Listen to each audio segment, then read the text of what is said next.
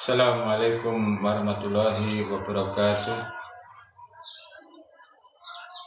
Innal hamdalillah nahmaduhu wa nasta'inuhu wa nastaghfiruh wa na'udzu billahi min shururi anfusina wa min sayyiati a'malina. Man yahdihillahu fala mudilla lahu wa may yudlil fala hadiyalah. Asyhadu an la ilaha illallah wahdahu la syarikalah wa asyhadu anna Muhammadan abduhu wa rasuluh. Ya ayyuhalladzina amanu taqullaha haqqa tuqatih wa la tamutunna illa wa antum muslimun. Wa qala ta'ala ya ayyuhan nasu taqu rabbakumul ladzi khalaqakum min nafsin wahidah wa khalaqa minha zawjaha wa batha minhuma rijalan katsiran wa nisaa'a wattaqullaha alladzi tasaaluna bihi wal arham innallaha kana 'alaikum raqiba. Wa qala ta'ala ya ayyuhalladzina amanu taqullaha wa qulu qawlan sadida yuslih lakum a'malakum wa yaghfir lakum dhunubakum wa man yuti'allaha wa rasulahu faqad faza fawzan 'azima. Amma ba'd, fa inna asdaqal hadits kitabullah wa khairal hadi Muhammadin sallallahu alaihi wasallam wa syarrul umuri muhdatsatuha fa inna kulla muhdatsatin bid'ah wa kulla bid'atin dhalalah wa kulla dhalalatin finnar. Saudara sekalian dimanapun Anda berada, yang semoga dirahmati Allah Subhanahu wa taala. Alhamdulillah, kita bersyukur kepada Allah Subhanahu wa taala atas karunia kenikmatan yang Allah berikan kepada kita semua. Nikmat yang begitu banyak, nikmat seandainya kita disuruh menghitung maka tidak akan mampu. Hal ini sebagaimana Allah Subhanahu wa taala tegaskan dalam firman-Nya, wa in ta'udu ni'matallahi la tuhsuha. Seandainya kalian menghitung nikmat Allah, niscaya kalian tidak akan mampu untuk menghitung. Jemaah sekalian yang semoga dirahmati Allah Subhanahu wa taala, pada kesempatan yang mulia ini, insyaallah kesempatan yang diberkahi oleh Allah Subhanahu wa taala, kita akan melanjutkan pembahasan kita dalam kitab Al-Wajibat. Dan pada kesempatan yang mulia ini, insyaallah kita akan membacakan perkataan penulis dalam kitab ini. Kemudian penulis ini menyebutkan fa idza qila laka man rabbuka faqul rabbiyallah alladzi rabbani wa rabba jami'al alamin bi ni'matihi wa huwa ma'budi laisa li ma'budun siwa. Maka apabila ada yang bertanya kepadamu, siapakah Tuhan?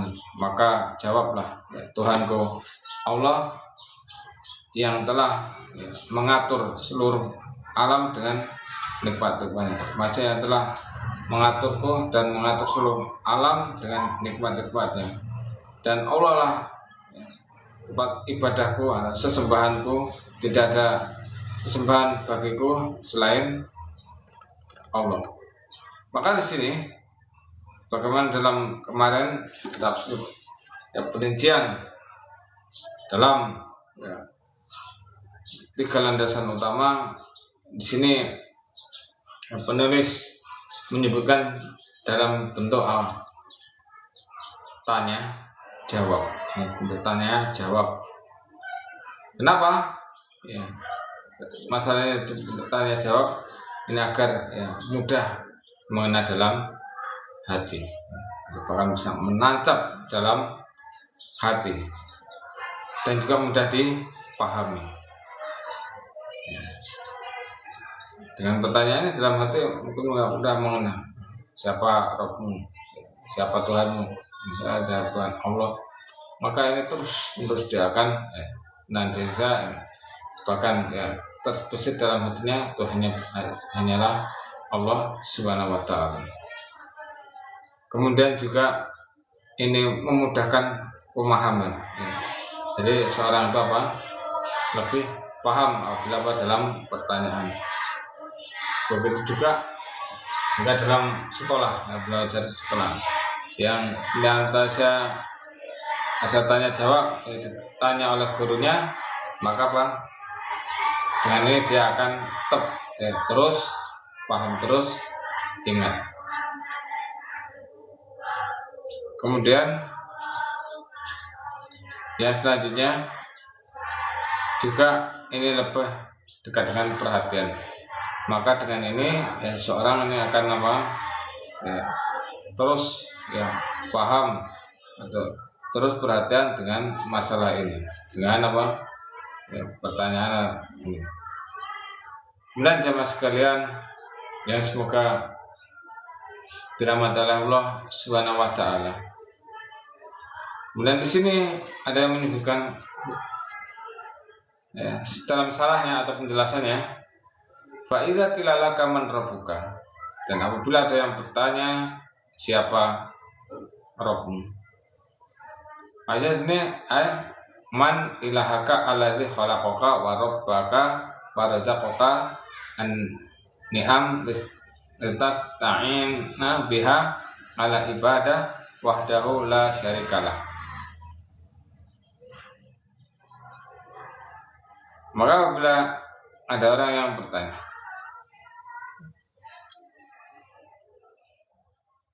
siapa Rabbmu? Maksudnya di sini adalah siapa sesembahanmu yang telah menciptakanmu, kemudian mengaturmu, memberikan rezeki padamu, rezeki nikmat, untuk memberikan pertolongan agar bisa menolong dalam melakukan ibadah hanya kepadanya, kepada Allah, dan tidak ada sekutu baginya.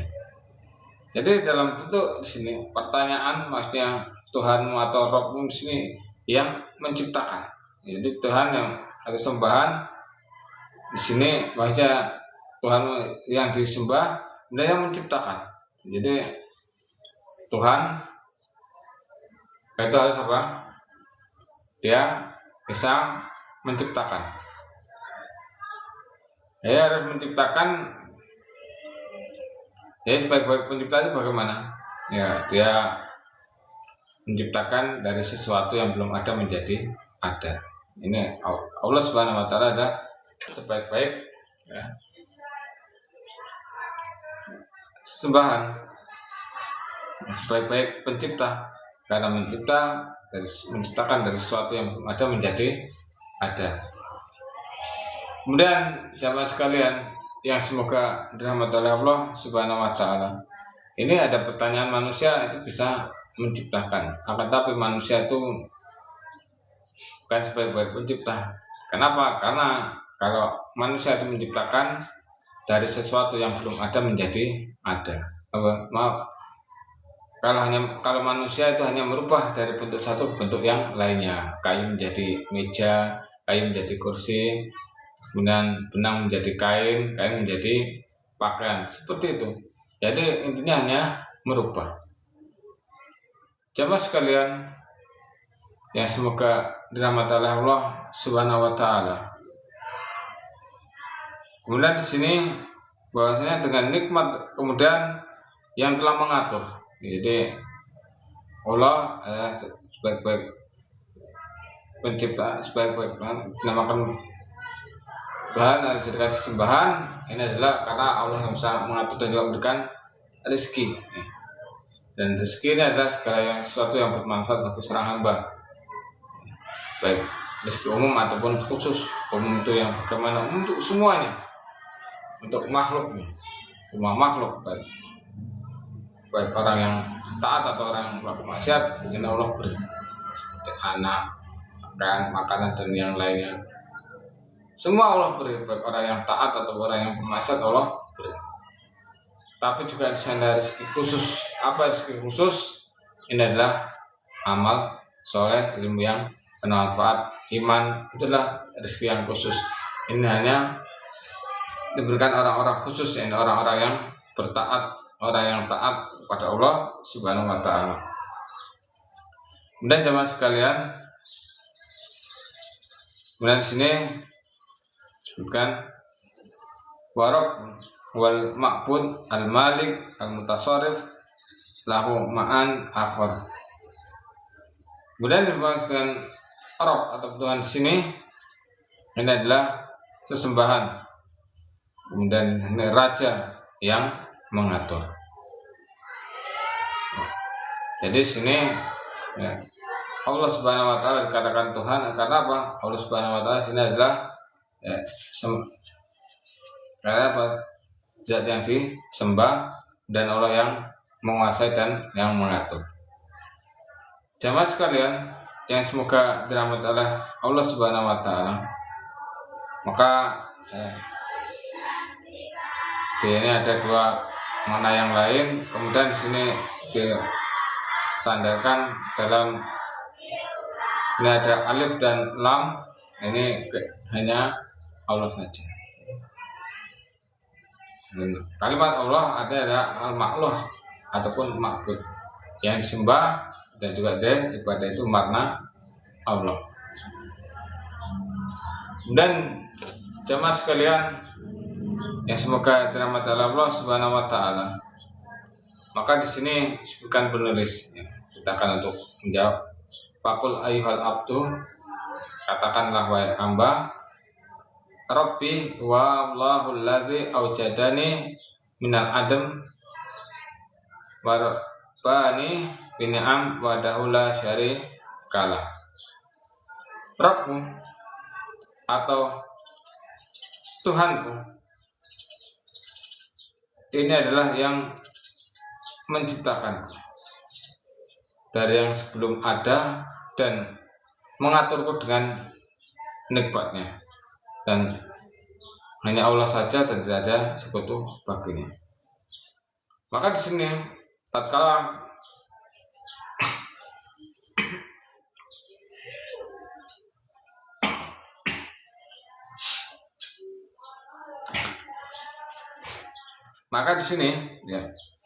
tatkala Allah Subhanahu wa taala menciptakan makhluknya dan memberikan nikmat yang begitu banyak, ini hanya Allah sendiri. Allah mampu. Allah tidak butuh sekutu, Allah tidak butuh pembantu. Hanya Allah saja yang melakukannya. Dan jamaah sekalian yang semoga dirahmati oleh Allah Subhanahu wa taala, maka dengan demikian ya Allah juga mengatur seluruh alam ya, dengan nikmat zahir maupun batin. Ini hanya Allah sendiri. Semua yang ada di alam dunia ini hanya Allah saja, tak butuh ya pembantu ya. Dan begitu juga Allah yang mengadakan alam yang baik yang atas ataupun yang tinggi ya, termasuk langit bumi ya, dari yang awalnya ya, tidak ada atau belum ada. Semua dulu langit dan bumi, semua yang ada di dunia ini termasuk langit dan bumi itu dulunya belum ada, ya, akhirnya sekarang menjadi ada ya. Yang mengadakan siapa? Hanya Allah Subhanahu wa taala. Maka dengan ini Allah Subhanahu wa taala ini hanya ya, rajanya makhluk yang memberikan rezeki semua makhluk, kemudian yang mengatur semua makhluk sesuai dengan kehendak Allah Subhanahu wa taala. Maka dengan ini ya nikmat Allah itu sangat banyak, ya, tidak terbatas. Hal ini sebagaimana Allah Subhanahu wa taala berfirman, wa in ta'udu nikmatallahi la tuhsuha. Seandainya kalian menghitung nikmat Allah, maka kalian tidak mampu untuk menghitungnya. Ya, banyak nikmat Allah yang Allah berikan kepada kita semua. Mulai dari bangun tidur sampai tidur kembali, ini Allah berikan nikmatnya terus menerus tanpa henti-henti, tanpa putus-putus. Seandainya kalau nikmatnya terputus, ya ini nanti akan fatal. Misalnya nikmat oksigen Allah hentikan, nanti orang yang tidak bisa bernapas, semua yang di bumi ini tidak bisa bernapas, khusus kita. Maka dengan ini ya makhluk ini membutuhkan pengetahuan ya, atau pengenalan ya, tentang penciptanya ya, jadi ya, kita sebagai manusia, semua makhluk ya, ini mengharuskan atau bahkan butuh mengetahui atau mengenal tentang penciptanya. bagaimana mau beribadah, bagaimana mau menyembah kalau belum mengenal khususnya mengenal Allah Subhanahu wa taala.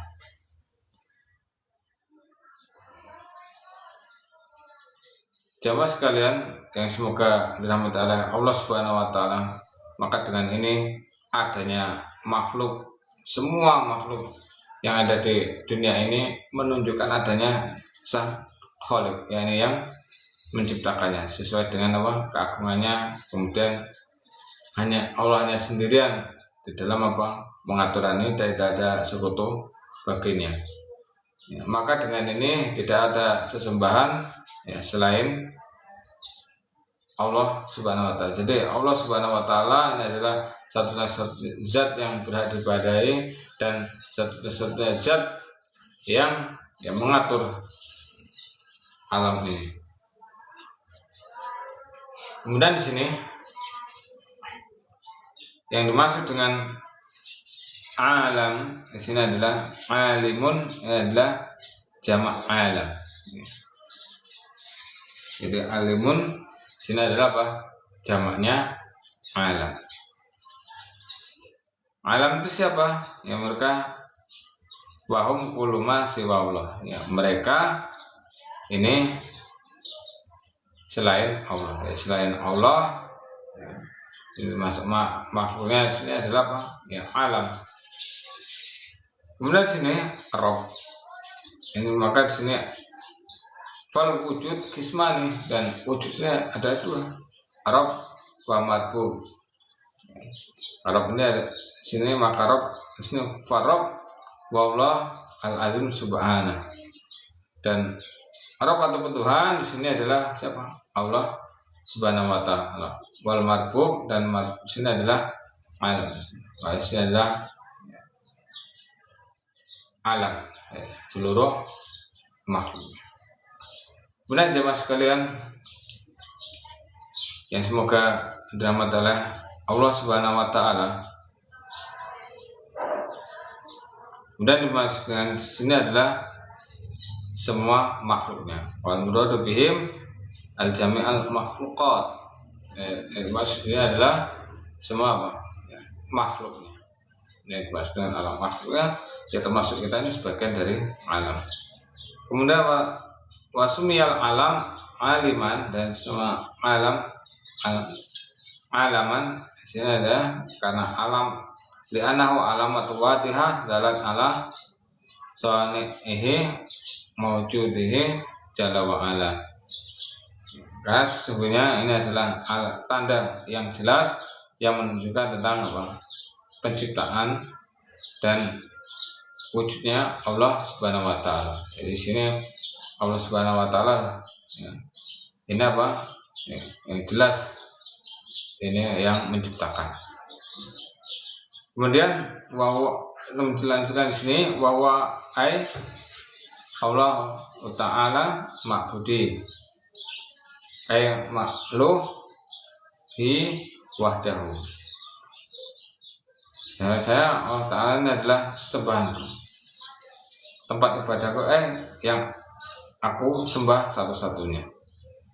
Laisali ma'budun siwah, dan tidak ada bagiku ini sembahan selain Allah. Maka jamaah sekalian yang semoga dirahmati oleh Allah Subhanahu wa taala, maka di sini disebutkan bahwasanya Allah Subhanahu wa taala ini memang satu-satunya zat ibadah, satu-satunya zat sembahan. Jadi sembahan kita hanya Allah Subhanahu wa taala. Jadi enggak dibagi-bagi hanya khusus bagi Allah Subhanahu wa taala, karena Allah Subhanahu wa taala yang merupakan hanya satu-satunya zat yang memiliki sifat rububiyah. Sifat rububiyah dia menciptakan, kemudian mengatur, juga menguasai. Ini hanya Allah Subhanahu wa taala. Bahwasanya sebagaimana di sini Allah Subhanahu wa taala ini satu-satunya zat dalam mengatur, dalam menciptakan, memberikan rezeki dan mengatur. Jadi hanya Allah Subhanahu wa taala saja yang bisa melakukan demikian. Jamaah sekalian yang semoga dirahmati oleh Allah Subhanahu wa taala, maka di sini Allah Subhanahu wa taala ini hanya satu-satunya saja yang berhak untuk diibadahi, tanpa ada yang lainnya. Jadi sini hanya Allah saja satu-satunya berhak, zat yang berhak diibadahi. Maka tidak ada sembahan dan Allah Subhanahu wa taala yang berhak diibadahi. Maka dengan ini yang menunjukkan kalimat ikhlas, la ilaha illallah. Maksud daripada la ilaha illallah, tidak ada sembahan yang berhak diibadahi melainkan Allah. Jadi ibadahnya hanya Allah Subhanahu wa taala. Dan kalimat ikhlas di sini memurnikan ibadah hanya kepada Allah saja, bukan pada yang lain. Kemudian jamaah sekalian yang semoga dirahmati oleh Allah Subhanahu wa taala. Kemudian kalimat sini at-ta'abbud wa at-ta'alluq zalan wa hubban wa ta'diman lil ilahil haq al-kabir. Bagaimana dimaksud dengan ta'ab? Ibadah ini adalah yang disembah, kemudian dengan adanya ketundukan dan cinta, pengagungan pada ilah yang berhak dan ilah yang. Jadi maksudnya di sini maksudnya beribadah ini adanya tunduk dan rasa cinta. Jadi dengan melakukan ibadah kepada Allah Subhanahu wa taala, jadi dia seorang itu tunduk dan cinta pengagungan hanya kepada Allah Subhanahu wa taala.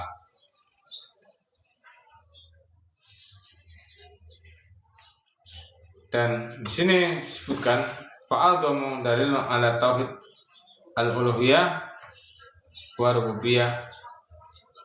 Dan di sini yang menunjukkan agung kalimat atau tauhid uluhiyah ini adalah rububiyah. Uluhiyah itu apa?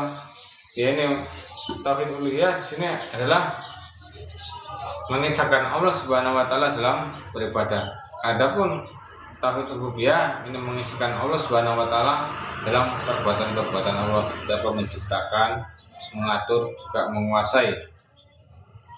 Ini sebagaimana yang menunjukkan tentang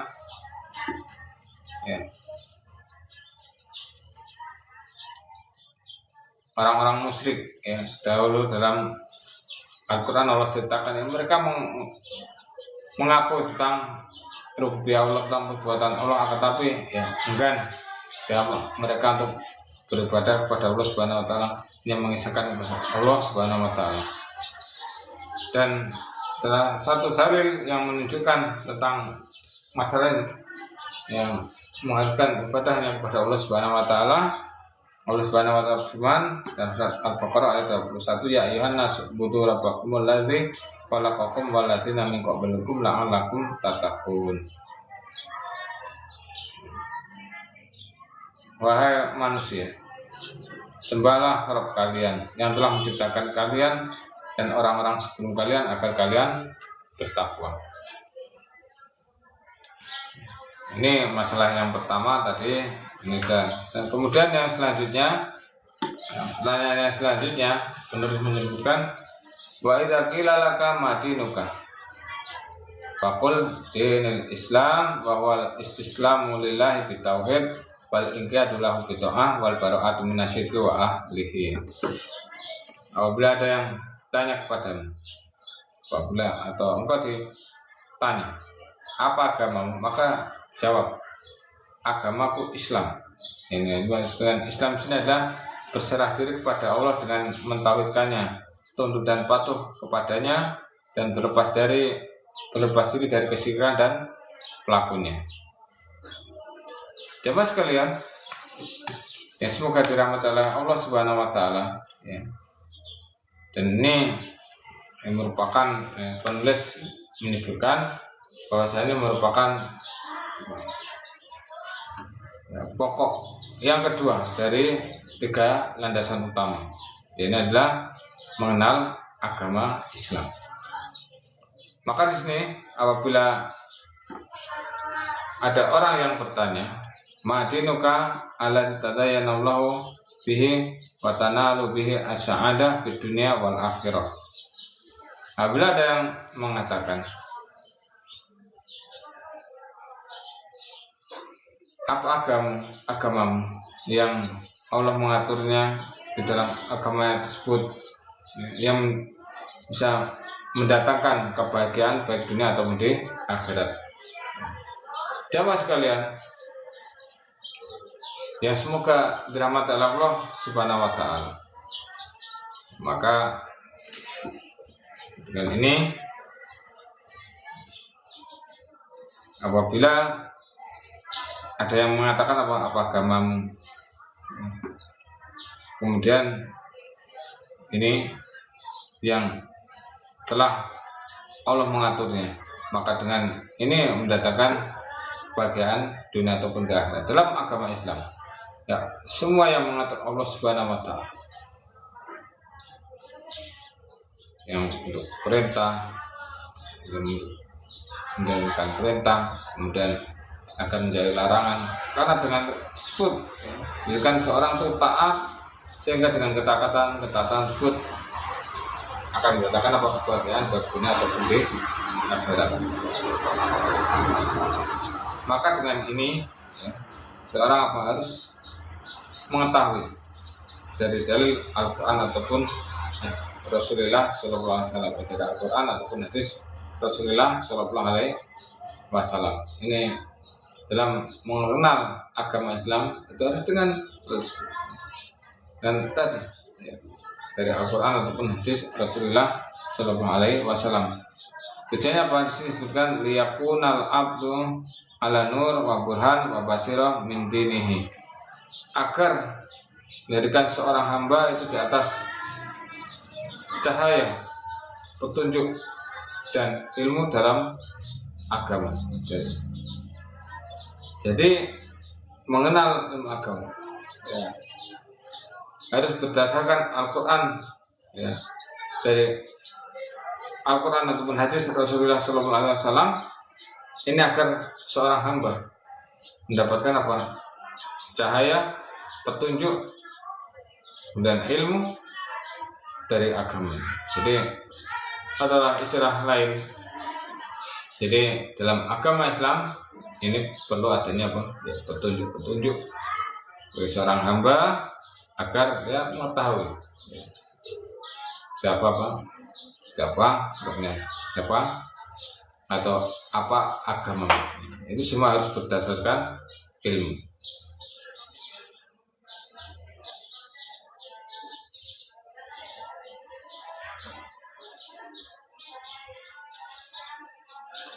Maka dengan ini ya, tidaklah seorang aman dalam kehidupannya dari keraguan, kemudian penyimpangan dan keterbalikan. Naudzubillah min dzalik. Maka dengan demikian setelah kematian, tatkala ditanya dua malaikat munkar dan nakir yang mengatakan ya,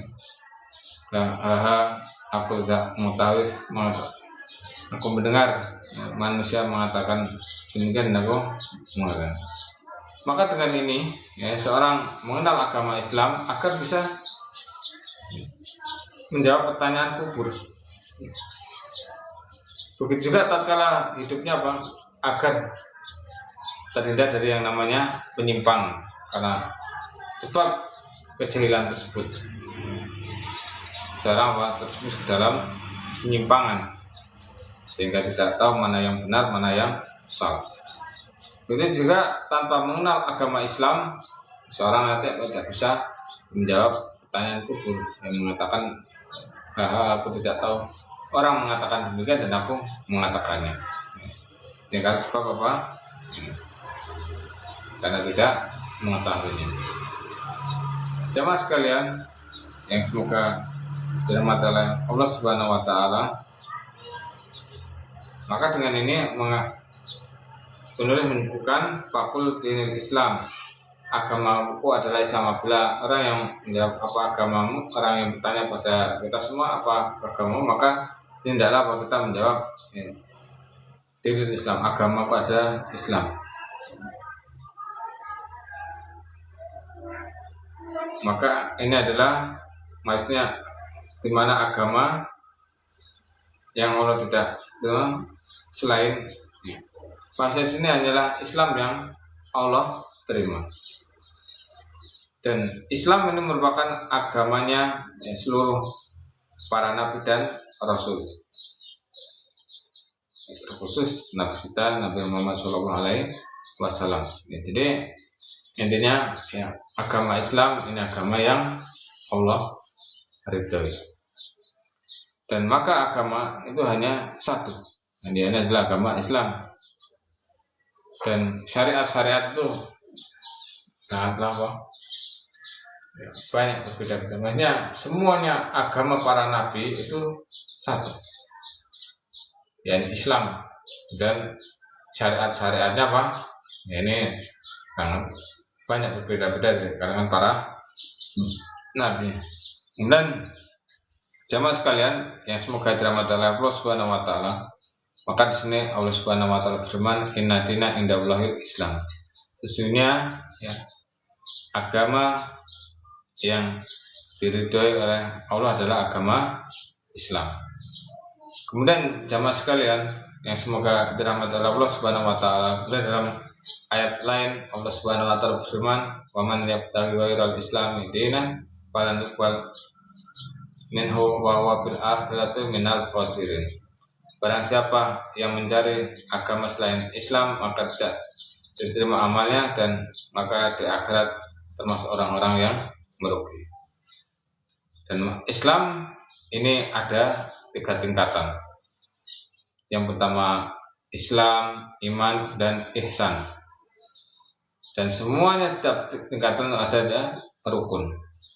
Ini masalah ya, iman, ada Islam, iman, ihsan. Ini kita sudah pelajari dalam kitab usul salasa.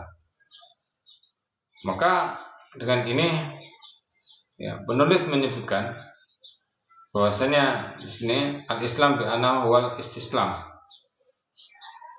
Dan Islam di sini adalah tunduk dan patuh. Bahasanya ayat azul wal khudu' lillahi ta'ala bi tauhid alladhi huwa ifradullah bil ibadah. Ini Islam di sini yakni tunduk dan patuh kepada Allah Ta'ala dengan mentauhidkannya, yakni mengesahkan Allah dalam beribadah. Dalam maksudnya Islam sini ya, tunduk dan patuh hanya kepada Allah Subhanahu wa taala saja. Ini ibadahnya hanya khusus kepada Allah Subhanahu wa taala, bukan pada yang lainnya. Kemudian di sini al-inqiyad lahu bita'ah, maksudnya di sini ya, tunduk hanya kepada Allah saja, ya, maksudnya tunduk dan patuh. Maksudnya di sini ya tunduk terhadap perintah-perintah Allah Ta'ala dan juga ya, tunduk dengan perintah Rasulullah Shallallahu Alaihi Wasallam dan meninggalkan semua larangan-larangan. Jadi yang dimaksud dengan tunduk ini apa? Dia tunduk kepada Allah Subhanahu Wa Taala, menjalankan ya, perintah-perintahnya, yang perintah Allah dan perintah Rasulullah Shallallahu Alaihi Wasallam, kemudian juga meninggalkan larangannya, larangan dari Allah dan Rasulullah Shallallahu Alaihi Wasallam. Dan taat ini hanya sebagai Allah Subhanahu Wa Taala, dan melakukan ketaatan tersebut ini apa? Ya, tujuannya ya, dia hanya mengharap wajah Allah Ta'ala, kemudian hanya menginginkan ya, bahasanya dari Allah Subhanahu Wa Ta'ala, kemudian juga ya, takut dari hukuman ya, hukumannya baik dunia ataupun di akhirat. Kemudian di sini ya, ada kalimat wal bara'atu minasyirki wa ahlihi, dan berlepas diri dari kesyirikan dan pelakunya. Maka seorang muslim yang tunduk dengan perintah Allah Subhanahu wa taala baik secara zahir maupun batin, dan juga ada kewajiban yang lain. Apa kewajiban yang lain? Berlepas diri dari kesyirikan dan pelakunya, baik syirik besar ataupun syirik kecil, baik secara zahir maupun batin. Ini yang dimaksud dengan syirik adalah apa? Beribadah kepada selain Allah Subhanahu wa taala. Ya. Dia di samping beribadah kepada Allah dan juga kepada yang lainnya. Itu intinya yang mendoakan Allah Subhanahu wa taala. Maka seorang muslim harus berlepas dari sifat demikian. Jamaah sekalian yang semoga dirahmati oleh Allah Subhanahu wa taala, maka dengan demikian hendaklah menjadi muslim yang sebenarnya. Muslim yang sebenarnya gimana? Ya, ini tunduk dan patuh kepada Allah Subhanahu wa taala, kemudian meninggalkan kesyirikan dan pelakunya. Demikian wallahu a'lam bishawab. Mungkin ini saja yang bisa kita sampaikan kesempatan kali ini, mudah-mudahan bermanfaat untuk kita semua. Kurang lebihnya saya mohon maaf apabila terdapat kesalahan dalam menyampaikan, dan kepada Allah saya mohon ampun. Akhirnya kita cukupkan pertemuan kita kali ini.